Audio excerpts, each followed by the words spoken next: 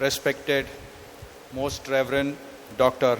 Albert Nestus, the Bishop of Pulitrai, dignitaries on the dais, the learned faculty members, parents, and most importantly, the graduates of today.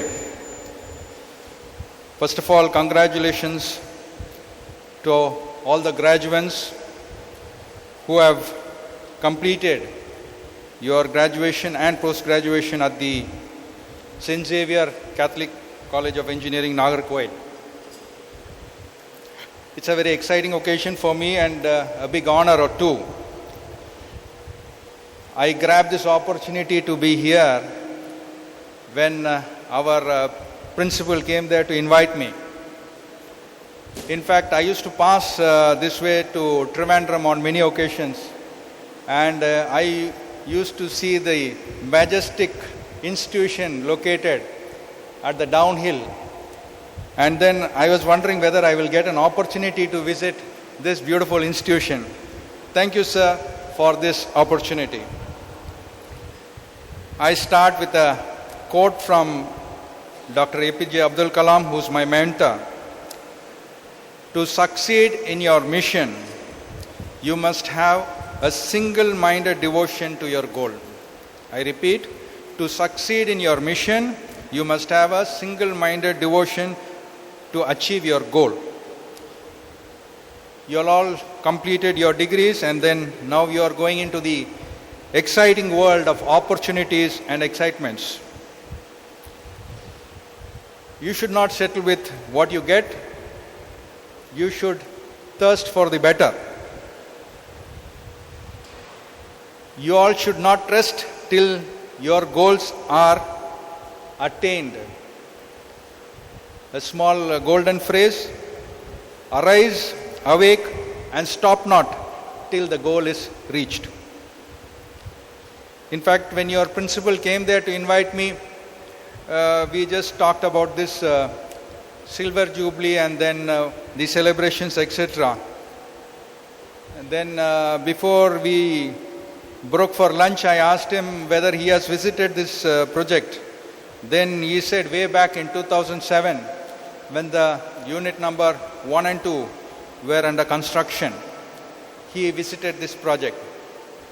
But then he said, I will not miss this opportunity to visit this project again. That shows his curiosity to learn, which is very important for a person of his stature.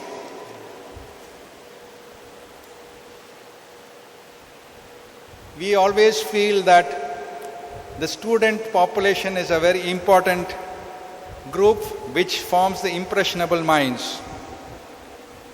That's why we are very particular that students should visit our project. It's a one-day program that we have there with a briefing at our information center, followed by a visit to the project and the seawater intake. And then after lunch, we go to the exhibits and then we can leave. As the earlier speaker said, our Shri Velmail Murugan, he is our public awareness coordinator. He is here with me. So you can always connect with him and organize the visits to the project. Let me all tell you that this project is the largest power plant in the country. It is the largest nuclear park also in our country, and it is in your backyard, just a few minutes journey, maybe half an hour journey from here. We have students from faraway places. In fact, this morning our coordinator was telling me that next week we have a group coming all the way from Mangalore. So children from Mangalore are coming here and seeing this project, and it will be very unfortunate if you people who are in the backyard are not visiting. Of course, the objectives are two. One is that you can see a project of international magnitude and get to see and feel a nuclear power plant. A lot of misgivings are there among the public. So maybe you should see the project and become brand ambassadors for us.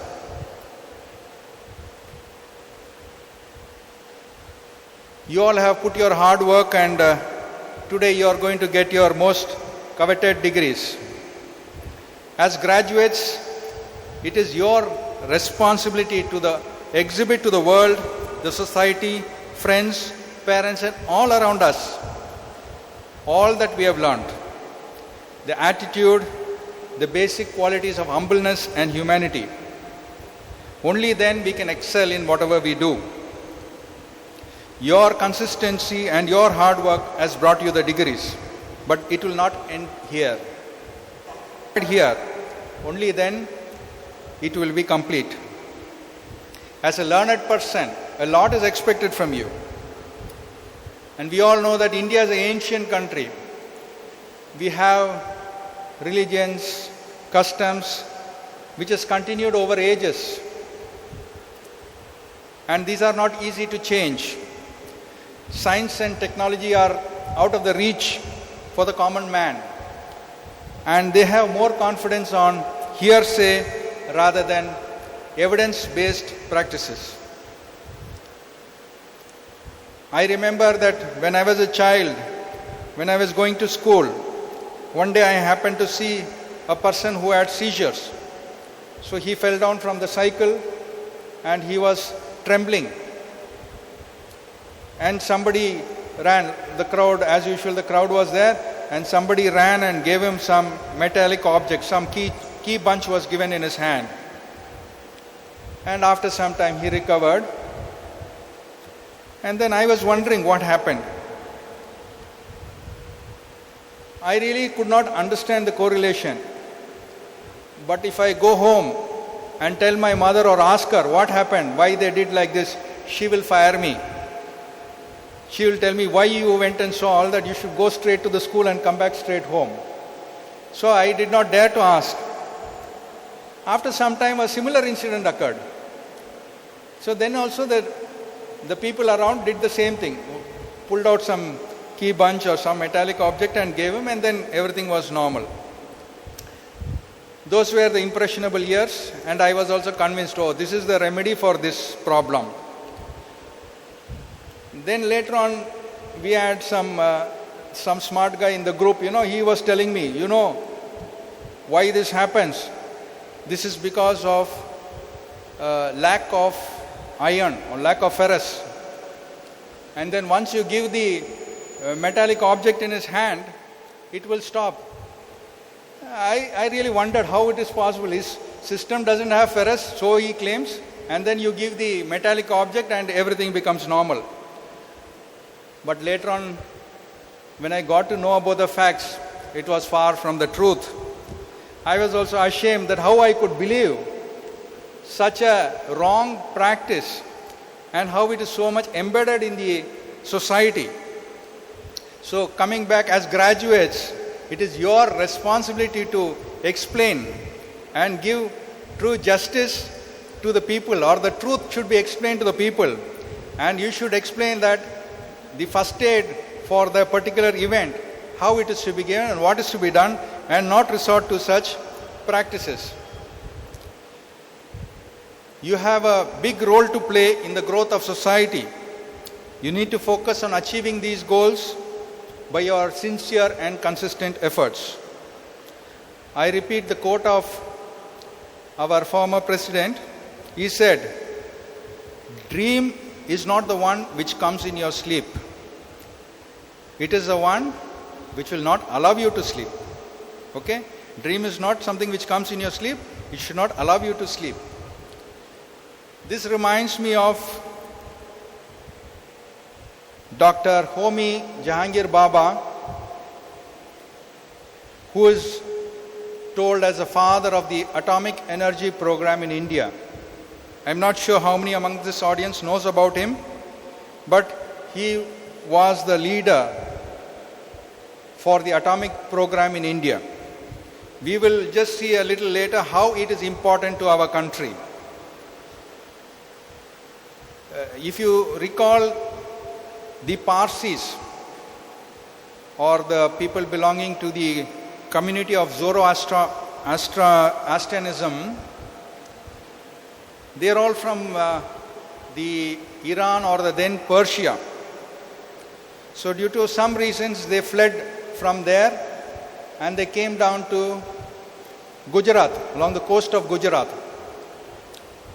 So there they went to the then king and requested him, you please allow us, permit us to stay in this land. We would like to settle here in Gujarat. The king, he was sympathetic to their demands, but he felt the kingdom is already crowded. So as a symbolic thing, he gave him a pot filled with milk, indicating that we are already full, there is no place for you. The Parsis received the pot and then they added some jaggery into the pot without spilling any of the milk, and they stirred it and returned it to him, showing that we will be able to mingle with your people and sweeten your life. With that gesture, the king accepted them and permitted them to settle down in Gujarat. That's how the Parsis came to India. They mingled freely, they learned Gujarati, but they continued their age-old practices. They were permitted to follow their own religious customs, etc. But they were good in trade and commerce. So, though it was a small community, they had built up their businesses, and we all know the great, our visionary, Jamshedji Tata, after whom the city of Jamshedpur is named, our Bharat Ratna, Shri J.R.D. Tata, and many renowned personalities. They belong to this community. Now coming back to our personality, Dr. Homi Jahangir Baba, he was born in 1909. He comes from the same Tata family. He is the grandson or so of our Jamshedji. So he was born in Mumbai and then he had his education.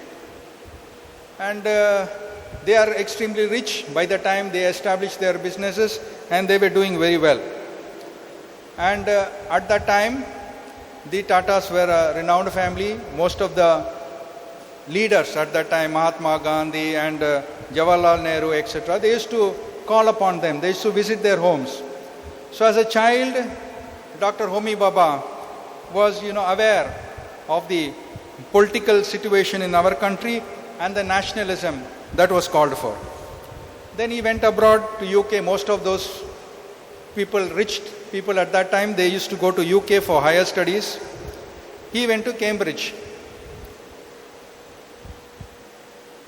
The reason being that his parents, a lot of compulsion will be there from the parents to study what the parents wish to study. So the parents wanted him to study engineering. So he obliged them and he joined Cambridge, and he did his mechanical engineering. But his heart was never there. He never liked this particular subject. He wanted to do the basic sciences. He wanted to do some physics and so on.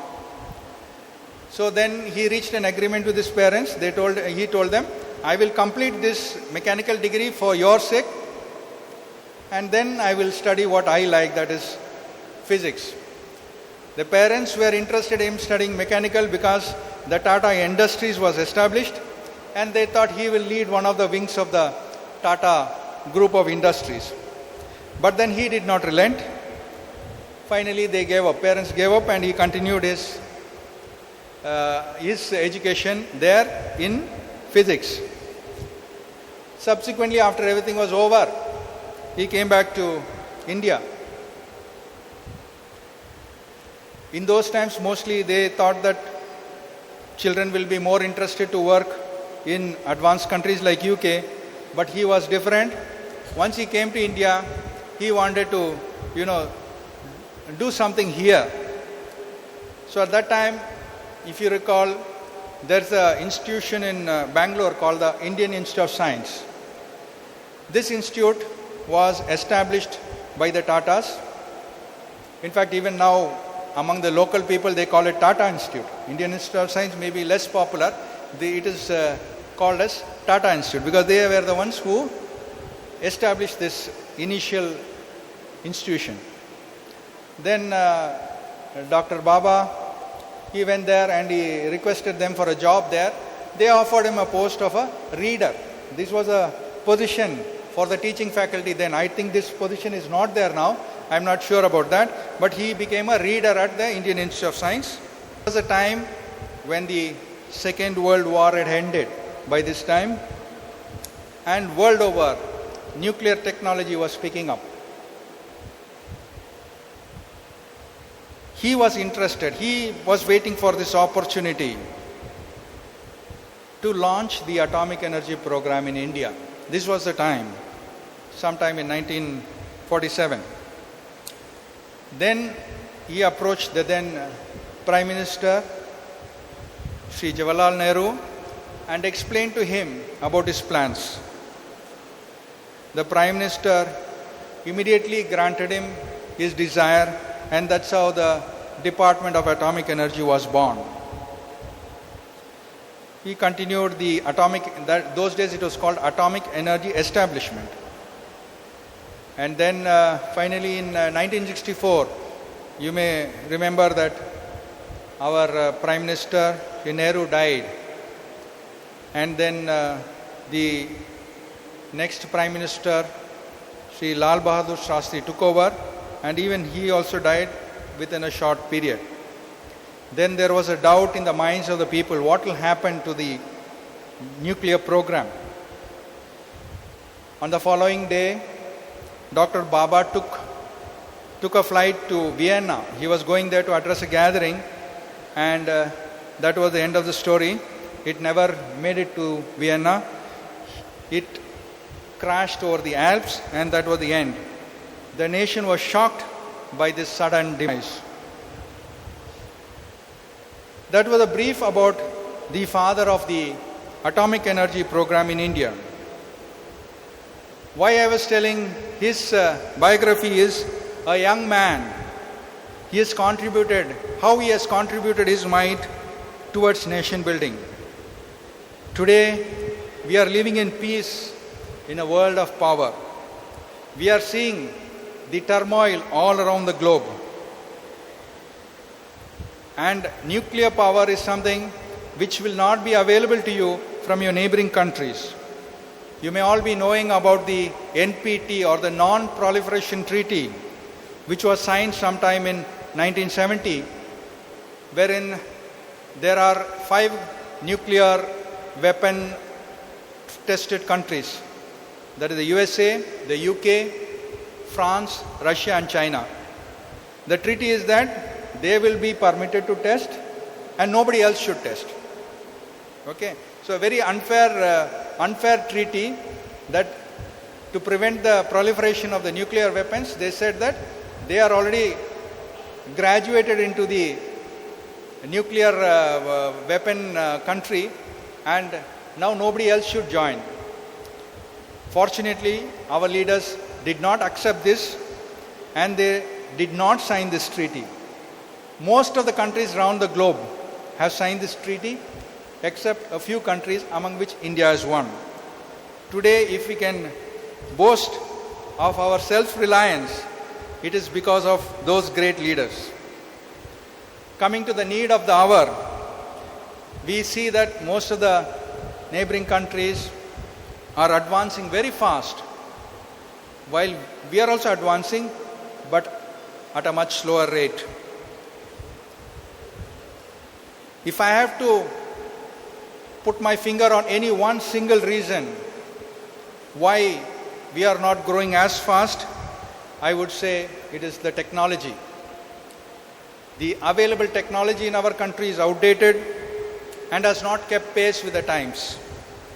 As an institution, I would request that this institution should play a bigger role in this aspect. While technology is not the physics behind it, it is also the application and the manufacture. Today many times we see even the smallest consumer products you buy from the nearby shop would have been made in the neighboring country. So you see that they are manufacturing in the foreign country, paying whatever the taxes is there, transporting them to India, paying the duties, whatever is required, and still able to compete with the Indian market. I think this is a big opportunity for all of us to develop our own strengths so that we are able to manufacture and compete with these products. I request the institution should have an incubation cell so that the startups are given an opportunity to prove their skills. Nowadays, a lot is spoken about energy security and carbon footprints. During one of the recent visits of the Prime Minister, he assured the world leaders of his commitment in protecting the environment. You may be aware that the unit number 1 and 2 at KK has produced more than 1 lakh million units of electrical power, avoiding the release of 86 million tons of carbon dioxide into the environment. Carbon footprints are usually reported in tons of emission per unit of comparison. In this regard, climate change is the foremost global environment issue today. We always talk of greenhouse gases. We all know that greenhouse gases are very essential for civilization on the earth. The rate at which we are industrializing the greenhouse is going to be a serious issue. Today we talk of global warming, and that's the reason we talk of low carbon technologies. Nuclear power is one of the low carbon technologies which can contribute to reducing the greenhouse gas emissions. Considering the huge demand for power, a reliable power source, the Union government formulates a strategy for making India a developed nation. We have also announced in principle the development of the Bharat small modular reactors, which is going to be the technology of the future. This is going to have significant improvement in the industrial decarbonization besides being mobile and can relocate it. We also talk about net zero by 2070, which means our emissions and our savings will net effect to zero. Okay, with regard to the greenhouse gases, and for this, India needs to scale up the nuclear energy many-fold, not in few numbers, but many-fold. Thus, we see that nuclear power has to play an important role for the power security of this country.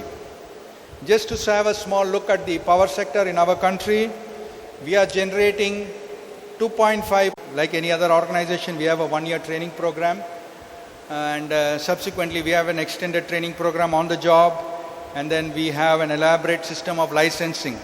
As you may be aware, that a nuclear power plant can be operated only by the licensed staff, so we have a very elaborate system of getting licensing, which takes about 3 years. On an average, a graduate engineer, after completing his one-year training, which is more of classroom training, it takes about 3 years to get the license of a control engineer. A control engineer is one who is permitted to operate the panel. When you see on the news desk, you can see the panels are there where the various equipments are available. So it takes about 3 years, during which time he does a lot of exams and checklists and so on and so forth. We also have a simulator. A simulator for a nuclear power plant means it is a replica. It is a mirror image of the control room, but only the equipments are not there. The backdrop is a computer simulation. So you can try all the actions that you need, and the system will respond back in similar lines to what is there in the actual control room. And then all the transients are also to be exhibited, and then you will be permitted or you will be licensed to operate the panel. And then after that you grow up as a supervisor, and then as the shift in charge who is heading the plant. Your journey has also not been easy so far, but nevertheless, remember that if the mountains are not steep and the climb did not test, the view would not be great.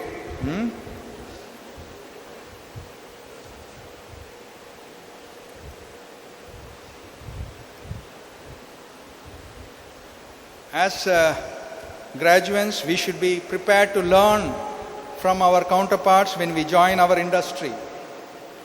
We must also learn from people above us as also people below us. I will just narrate a small story, maybe some of you heard it. A very popular, proud scientist was there. He wanted to discover a mixture or an acid mixture which would dissolve anything. Okay. So he was mixing nitric acid, sulfuric acid, and so on and so forth in various proportions and trying to see what is that particular combination which will dissolve everything. Mostly up to 90% he was successful. Still he was not happy. He wanted to get the remaining 10% also. So he had an assistant who was there to help him out in his experiment. So that one day that assistant told him, "Sir, it's not possible. What you're doing is not achievable." But this scientist, so learned but very arrogant and proud, he fired him. "What you know? You don't know anything. And you are teaching me." So then he kept mum, and then they continued. The scientist continued its research. After many years, the scientist found that he would fail in his resolve. Then one day he asked that assistant, "I took so many years to come to this conclusion that it is not possible. How did you tell this so early?" He told, "Sir, simple thing, sir. If the acid will dissolve all the material, then how will I hold that acid?" Okay, so sometimes we may be very learned, we may be very educated, very brilliant, high IQ, but sometimes people below us may give us suggestions which we should listen to. Every problem will not have a common solution. Each problem will be unique. You should treat each problem differently and it may have a different solution. You all have the ability to inspire others, become role models for others. Lead them with your integrity, and you are the future leaders of this country. Success is not the key of happiness. I repeat, success is not the key to happiness. Happiness is the key to success. If you love what you're doing, you will be successful. Many times we ourselves don't know what we like, but slowly many times we get to like our job and then we become extremely successful. Today your parents are very proud of you that you have achieved their goals in life. As a graduate, you should have the unique advantage of curiosity, attention to detail. Wherever you go, you should try to learn, see and learn, embrace change. And remember, the world's greatest achievements came from those who dared to think differently. Don't follow the same old path. Accept change with open arms and you'll never be a failure. One of the most powerful tools you have with you is your mind. The way you think will shape your future. Positive thinking is very important in today's world. You should have a constructive and optimistic mindset. Let me narrate one small incident that happened to me. During my tenure, I was to conduct a recruitment drive, not for the A group, for the B group and the C group. B group is for people who have completed their diploma holders, and C group is for what we know as the technicians and operators who complete their ITI and 12th standard. So I was the responsible person for that. So we have some rounds of written, mostly it is multiple choice questions, so they have to tick off the answers. All this maybe the OMR sheets are there, so they have to tick off, and then we choose the top rankers and they come for the interview, and from them we select the required number of candidates. This was over, completed, everything is over. Remember, in the morning, normally we do the written in the daytime, and the same day evening, we publish the results, and the next day, we have our interviews. Okay, we conduct the interview. Different panels will be there who will conduct the interviews for the various subjects.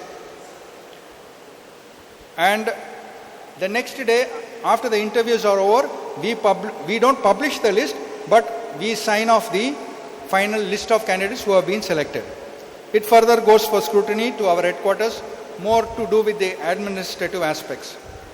So all this was completed, and after a few days, I happened to visit a saloon nearby. Then he was just talking to me. He was asking me that he has a brother who has done his diploma. He asked me whether there will be any opportunities. Can you suggest some opportunities? Then I asked him, maybe a few months back, there was a call from the Nuclear Power Corporation, did he apply? Then he immediately charged me saying that, sir, this is all fake. They are all doing eyewash. Whole process is full of corruption. He also told me each candidate is paying 10 lakhs. I did not utter anything. Though I am sitting in front of him, he is having the scissor and the knife in his hand. Why I am telling this story is that there is a lot of negative thinking. I cannot convince him, because definitely he has made up his mind that this is what it is. So it is impossible to convince him that it is not so, and I am the person who is totally responsible for all these things, and there is no iota of corruption in this system. Just like you, I was also a graduate from a middle class family. I also went through this interview and checkouts and all those things. And then if we have such negative feelings, we will never be able to perform. So I am not here to say that all the recruitments that are happening in the country are 100% perfect. It will not be so. But nevertheless, most of it I believe is so. Recently I had the opportunity to meet our MP, Tirunelveli, not from this area I suppose. Tirunelveli MP, I had the opportunity. Then as any other political leader, he is very anxious to know, sir, how many people are there from Tamil Nadu in your plant, and how many people got recruited? I told him, I can give you all the statistics, sir. But recently we have recruited 400 engineers for this Nuclear Power Corporation. This batch, 2024, we have recruited 400 engineers. And out of that, Tamil Nadu, far below, only 20 engineers were there from Tamil Nadu. A large percentage are coming from Rajasthan, UP, Bihar, etc. Andhra is catching up. We have 60 candidates coming from Andhra. So I told him, sir, you please motivate our students. Let them work little harder. They should participate in this competitive exams like GATE, etc. and do well. Only then they will be able to get screened into these national meritorious competitions. They should not be satisfied with IT placements which pay handsomely and they are placed in nice cities. He also agreed with me and assured me that he will not toe the same line as other politicians criticizing the system, saying that the system is fake, they are biased and so on and so forth. He assured me that during his next meet with the students, he will definitely motivate them to do more work in your curriculum. We all know that time is a limited resource and you should manage your time effectively. I just wanted to quote a wise man saying that 80% of our results are produced in 20% of the time. Okay, so you can look at yourselves, how whatever the results, whatever the marks you get, 80% of it would have been achieved with 20% of your time and effort. So the rest of the 80% is available to you. How best you use is up to you. The future of this country is in your shoulders. The youth is a great asset to this nation. We are all looking at you for the future. I conclude with the quote of Swami Vivekananda, Believe in yourself and the world will be at your feet. I repeat, believe in yourself and the world will be at your feet. Best wishes for your future. Thank you and goodbye.